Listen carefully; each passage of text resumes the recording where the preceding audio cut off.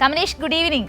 ഇന്ന് നിശബ്ദ പ്രചരണമായിരുന്നു. എല്ലാ സ്ഥാനാർത്ഥികളും നേരിട്ട് കണ്ട് വോട്ടുറപ്പിക്കുവാനുള്ള ആ ഒരു പരക്കം പാച്ചിലായിട്ട് നിന്ന് കാണുവാൻ സാധിച്ചത്. ഇനിയിപ്പോൾ വളരെ കുറച്ച് മണിക്കൂറുകൾ മാത്രമേ ഉള്ളൂ നാളെ വോട്ടെടുപ്പിനായിട്ട്. അപ്പോൾ ഇന്നത്തെ ഈ ഒരു തിരുവനന്തപുരം ജില്ലയെ നമുക്ക് എങ്ങനെ അടയാളപ്പെടുത്താം?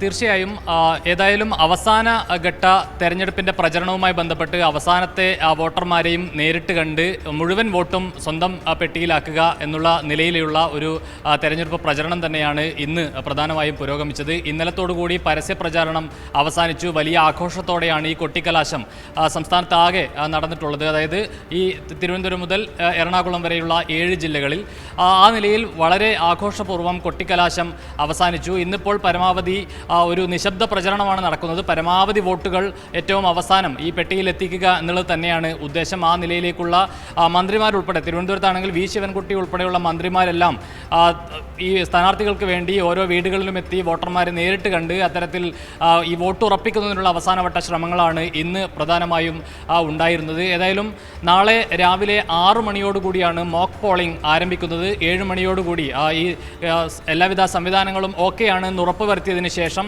7 മണിയോടുകൂടി പോളിംഗ് ആരംഭിക്കും. വൈകിട്ട് 6 മണി വരെയാണ് പോളിംഗ് നടക്കുക. ഈ 6 മണിക്ക് മുൻപ് ബൂത്തിലെത്തിയ ആളുകൾക്ക് ടോക്കൺ നൽകി അതിന് ഈ 6 മണിക്ക് മുൻപ് എത്തുന്ന ആളുകൾക്ക് വോട്ട് ചെയ്യാനുള്ള അവസരം ഉറപ്പാക്കുമെന്നാണ് കമ്മീഷൻ പറഞ്ഞിട്ടുള്ളത്.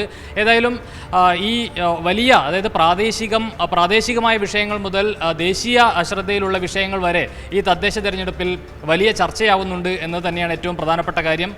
LDF സ്ഥാനാർത്ഥികളെ സംബന്ധിച്ച് വലിയ ആത്മവിശ്വാസത്തോടെയാണ് ഈ തദ്ദേശ തെരഞ്ഞെടുപ്പിനെ LDF സ്ഥാനാർത്ഥികളും LDF മുന്നണിയും നേരിടുന്നത് എന്ന കാര്യത്തിൽ യാതൊരു തർക്കവുമില്ല.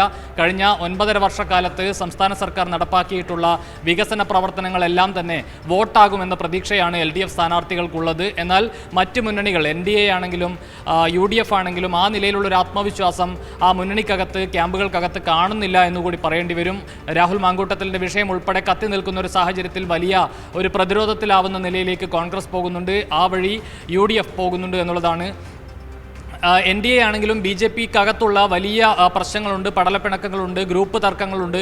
ഇവയെല്ലാം വലിയ തിരിച്ചടി തിരുവനന്തപുരം കോർപ്പറേഷനിൽ ഉൾപ്പെടെ BJPക്ക് ഉണ്ടാക്കും എന്ന വിലയിരുത്തലാണ് BJP അണികളിൽ നിന്ന് തന്നെ നമുക്ക് കാണാനാവുന്നത്. ഏതായാലും ആ പരസ്യ പ്രചാരണമെല്ലാം ഇന്നലെ കൊണ്ട് അവസാനിച്ചിരിക്കുന്നു. നിശബ്ദ പ്രചരണമാണ് ഇന്ന് പുരോഗമിച്ചുകൊണ്ടിരുന്നത്. ആ നിലയിൽ ഓരോ വോട്ടർമാരെയും നേരിട്ട് കണ്ട് അവസാന മണിക്കൂറുകളിൽ ആ വോട്ട് ഉറപ്പിക്കുന്നതിന് വേണ്ടിയിട്ടുള്ള ഒരു നീക്കമാണ് മുന്നണികളും സ്ഥാനാർത്ഥികളുമെല്ലാം പ്രധാനമായും നടത്തിയിട്ടുള്ളത്. അതിൻ്റെ അവസാന മണിക്കൂറുകൾ കൂടി കടന്നു പോവുകയാണ്.